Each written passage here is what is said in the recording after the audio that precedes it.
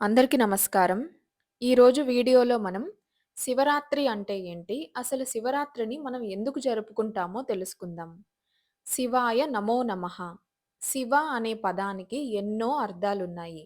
మంగళం, శుభం, క్షేమం, భద్రత, శాంతి, శుద్ధి ఇలా ఎన్నో అర్థాలు కలిగి ఉంటుంది శివ అనే పదం. ఇవన్నీ ఓ వ్యక్తి స్వభావమైతే, ఆ వ్యక్తి ద్వారా మనకు లభిస్తాయో ఆ స్వామి పేరే శివుడు. మరొక అర్థం ఏంటంటే, శివుడు అంటే ఎక్కడ చూసినా ఉండేవాడు అని. దానికి ఆధారమైన వాటిని కూడా మన శాస్త్రాలు మనకి చెబుతున్నాయి.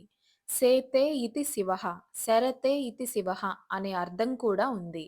అంటే అలసిపోయిన వారికి శాంతిని ఇచ్చే ఒక విశ్రాంతి స్థలమే శివుడు. అందుకే అలసిన జీవుడు ధ్యానంలోకి వెళ్లి ఏ తత్వాన్నైతే పొందుతాడో ఆ తత్వమే శివతత్వం. ఆ పేరే శివుడు. ఇలా శివ అనే శబ్దానికి ఎన్నో లోతైన అర్థాలున్నాయి. అలాంటి శివుణ్ణి నమస్కరిస్తే ఇవన్నీ కలిగిస్తున్నాడు. అలాంటి శివాన్ని ఇచ్చేటువంటి రాత్రి గనుక శివరాత్రి అని మరొక అర్థం కూడా మనం చెప్పుకోవచ్చు. మంగళం ప్రసాదించే రాత్రి, శాంతిని ఇచ్చే రాత్రి, విశ్రాంతిని ఇచ్చే రాత్రి. అయితే ఈ విశ్రాంతి భౌతికంగా అలసిపోయిన మనిషి తీసుకునే విశ్రాంతి కాదు. జీవుడు జనన మరణ పరంపరల్లో సంసార తాపత్రయాలకి అలసిపోయినప్పుడు అతడికి శాంతిని ఇచ్చేది మాత్రం కేవలం పరమాత్మనే.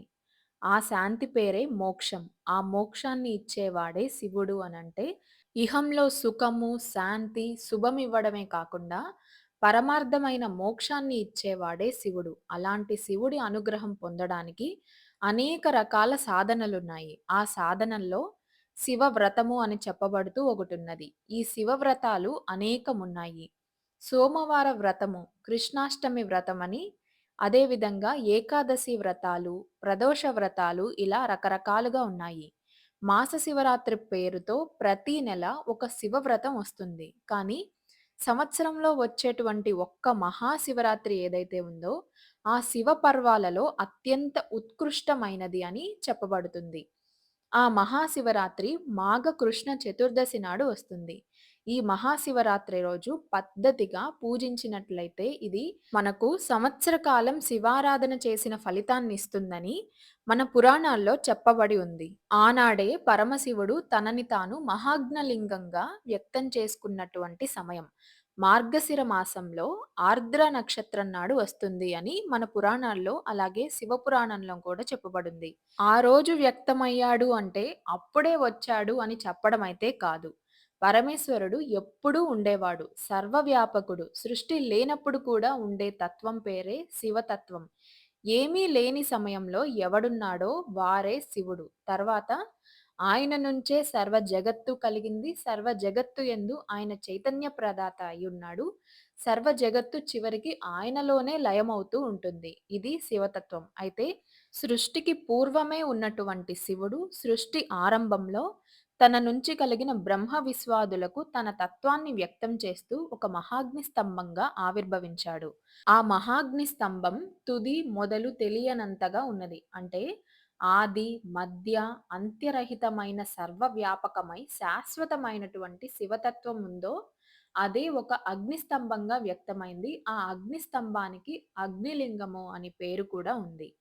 లింగం అంటే లీన స్వభావము. పరమేశ్వరుని నందు లీనమై ఒక మహాజ్యోతి స్వరూపంగా దర్శనమిచ్చాడు. అయితే అప్పుడు బ్రహ్మ విష్ణువులు కూడా ఆ మహాగ్ని లింగం యొక్క ఆది, అంతము తెలుసుకోవాలని ప్రయత్నించారు.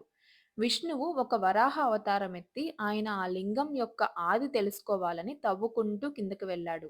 బ్రహ్మదేవుడు హంసావతారం ఎత్తి పైకి ఎగురుతూ వెళ్ళాడు. కానీ ఉభయాలు తెలుసుకోలేకపోయారు. కానీ బ్రహ్మ మాత్రం తెలుసుకున్నాడు అని సాక్ష్యం చెప్పడానికి ఎవరూ లేరు అని బ్రహ్మదేవుడు నేను చూశాను అని అబద్ధమాడాడు. అయితే సాక్షిగా స్వయాన పరమేశ్వరుడే అగ్నిలింగ రూపంలో ఉన్నాడు కాబట్టి పరమేశ్వరుడు వెంటనే పంచముఖాలతో దశభుజాలతో శివుడు అగ్నిలింగం నుంచి వ్యక్తమై అబద్ధమాడిన బ్రహ్మదేవుడి శిరస్సుని ఖండించాడు అని ఒక పురాణ కథ మనకు చెబుతుంది.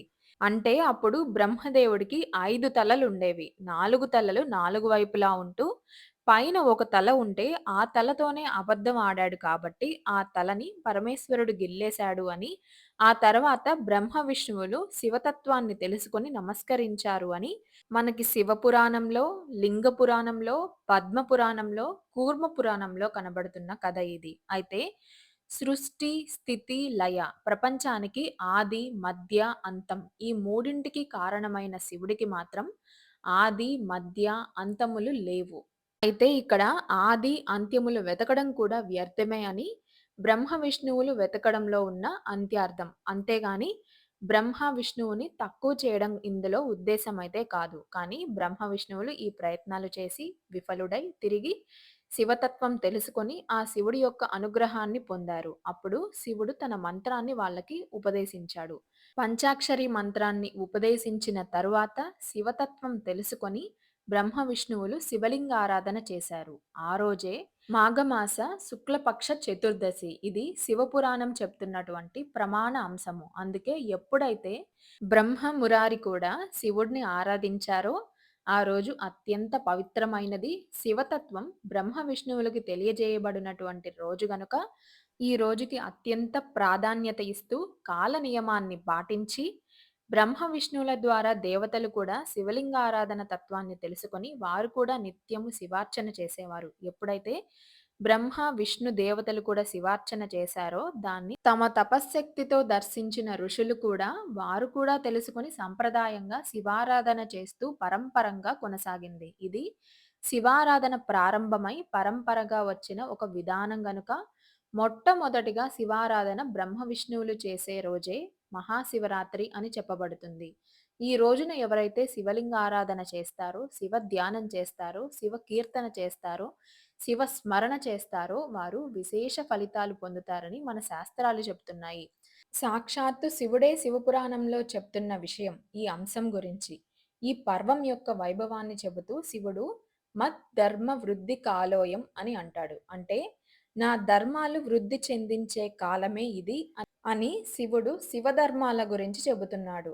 శివధర్మాలు అంటే ఏంటంటే శివుడిని ఉద్దేశించి చేసే ప్రతి పనులు అని అర్థం. అంటే శివుడిని పూజించడం గాని, శివకీర్తన చేయడం గాని, శివక్షేత్ర యాత్ర చేయడం గాని, ఆలయాలకు వెళ్ళడం గాని, శివలింగాన్ని దర్శించడం, అభిషేకం చేయడం, శివనామస్మరణ చేయడం, శివకీర్తన చేయడం, కథలు వినడం ఇవన్నీ కూడా శివధర్మాలు. ఈ శివధర్మాలు ఎప్పుడు చేసినా చాలా మంచిది. అందులో సందేహమైతే లేదు. కానీ ఈ రోజున చేసినట్లయితే అవి ఎన్నో రెట్ల ఫలితాన్నిస్తాయి.